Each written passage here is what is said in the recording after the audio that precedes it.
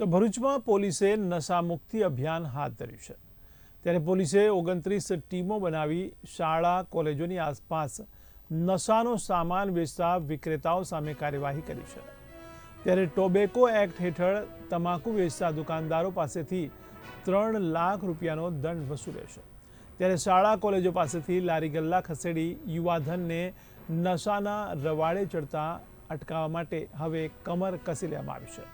ત્યારે આગામી સમયમાં પણ લારી ગલ્લાવાળા અને દુકાનદારો ગુટખા તમાકુ બીડી સિગરેટ વેચી યુવાધનને નશાના રવાડે ન ચડાવે તેની તકેદારી રાખવામાં આવશે। ત્યારે શાળા કોલેજ પાસે વેપારનો વેપલો ન કરે તે માટે ચાંપતી નજર રાખવામાં આવશે।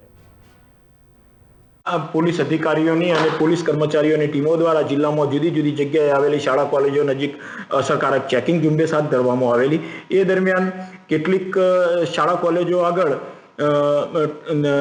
તમાકુનું વેચાણ થતું હોવાનું ધ્યાનમાં આવતા તેઓના વિરુદ્ધમાં ટોબેકો એક્ટ હેઠળ કાર્યવાહી કરવામાં આવેલી છે અને ભરૂચ પોલીસ દ્વારા અવારનવાર આ રીતે કાર્યવાહી કરવામાં આવનાર છે।